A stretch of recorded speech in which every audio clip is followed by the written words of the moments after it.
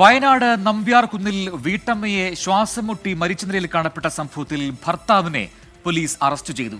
എലിസബത്തിന്റെ മരണവുമായി ബന്ധപ്പെട്ട് ഭർത്താവ് തോമസ് വർഗീസിനെയാണ് നൂൽപ്പുഴ പോലീസ് അറസ്റ്റ് ചെയ്തത്.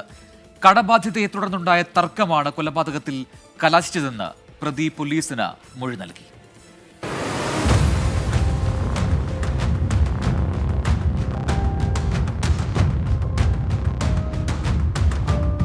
കഴുത്തിൽ കൈകൊണ്ടും തുണി ഉപയോഗിച്ച് മുറുക്കി ശ്വാസം മുട്ടിച്ചുമാണ് കൊല നടത്തിയതെന്ന് തോമസ് വർഗീസ് പോലീസിന് മൊഴി നൽകി. കൊലയ്ക്ക് ശേഷം തോമസ് കൈഞ്ഞരമ്പ് മുറിച്ച് ആത്മഹത്യയ്ക്ക് ശ്രമിക്കുകയായിരുന്നു. കോഴിക്കോട് സ്വകാര്യ ആശുപത്രിയിൽ ചികിത്സയിൽ കഴിഞ്ഞു വന്ന തോമസിനെ നൂൽപ്പുഴ SHOയുടെ നേതൃത്വത്തിലെത്തി ചോദ്യം ചെയ്തതോടെയാണ് കൊലപാതക വിവരം പുറത്തറിഞ്ഞത്. പിന്നീട് അറസ്റ്റ് രേഖപ്പെടുത്തി.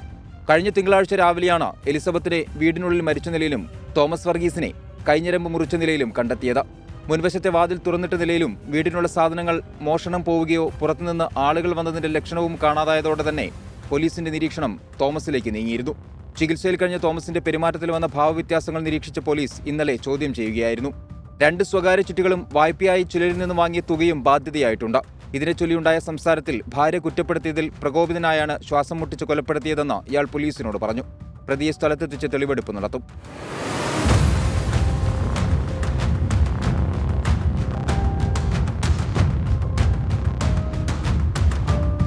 24 വയനാട്.